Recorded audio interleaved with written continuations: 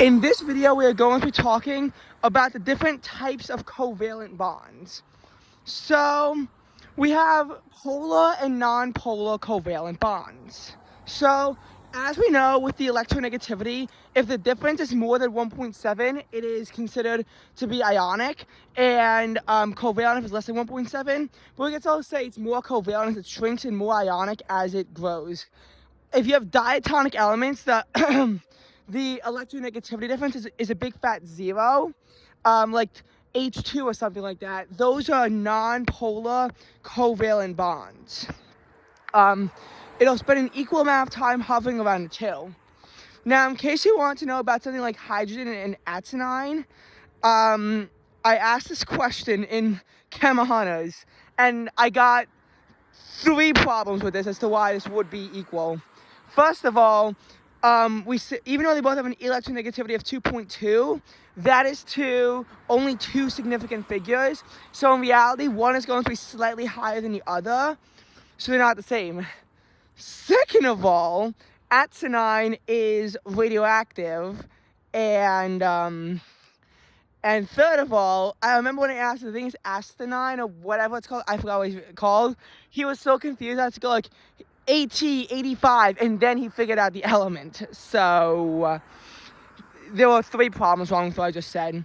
But like you said, like with hydrogen and chlorine, when the electronegativity difference is 1.0, it's going to spend more time hovering around the chlorine. And the hydrogen, it's going to be unequal, but it won't be ionic because it's not going to like totally take another element. At that point, it'll still only have the one element. It'll still only have the one element. I mean, it'll still only have like the one bond. It won't take it from another. That's what I meant to say. It's just that, We also have network solids, which, they're like covalent bonds, except that they have very high melting points. Normally, covalent bonds have lower melting points and boiling points than ionic bonds. These have very high melting and boiling points. These network solids, are always solids. Ionic compounds are almost always solids, whereas covalent can vary between the 3 depending on how strong they are. Ionic bonds are stronger than covalent bonds.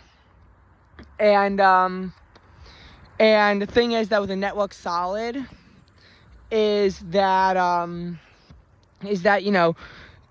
they're very hard elements. Very hard. Like usually covalent is soft, but they're also brittle because nonmetals are brittle. Ionic compounds are also brittle, but they're hard. But the reason why they're brittle is because of the atomic configuration.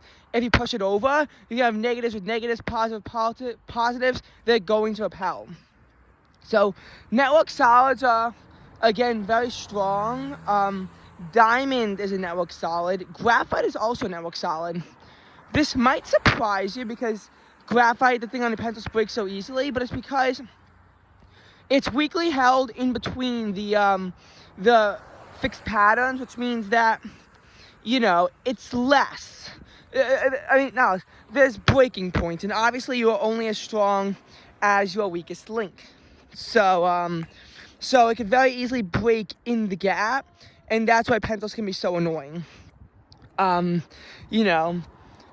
Also, silicon carbonide and silicon oxide, those are the 2 other network solids. I don't know if I got them right. Also, you also have these metallic compounds. These are actually malleable, and it's when all the electrons donate electrons to like a pool of electrons, and they have only one element. Any metal can form them with 2 exceptions. This will not work for alkali metals and alkaline earth metals, groups 1 and 2. The reason why is because, again, they will always be found in nature in compounds. They cannot be found alone. They are so reactive that they literally cannot exist by themselves. So they can't make the C because they're already going to be reacting with another element by that point. But anything else, any other element, it would work. If it's not an alkali metal, an alkaline earth metal. So like copper is a good example of those, like copper sheets. And again, they're malleable because those will just, like, the electrons can very easily just adjust positions if they're like hammered into. Whereas, a lot of other things are going to like break. Like we know ice, which is solid water, is very brittle. It will break when you do anything to it. So yeah, that's just about like different types of bonds. And I know that my video wasn't exactly as in depth as it could have been, feel should have been. But I hope you get like the general idea. And just remember, my YouTube videos are not a substitute for actual studying and actually using your chemistry reference table. Just remember that even though my videos might be useful, you definitely have to use the other resources that you have. Oh, and it's also one other type of covalent bond. It's called coordinate bonding, when one electron is giving up both electrons to be shared. This is common like with water and ammonia, because you'll have a hydrogen floating, like a hydrogen positive ion, which, as you know, a positive hydrogen ion is the same as a proton. It does not have any electrons to donate. So everything else has to, be coordinated, and it'll always have like positive charges. So, you can also have this NH4 plus, as an example, H3 plus O, which, as you know, is just acid water. Acid will actually also be coming up in chemistry honors at a later point. So, and those you have to like draw the brackets with the charge. So, I'll definitely say that covalent bonds are definitely more interesting to study than ionic bonds. There's like so many different types of covalent bonds.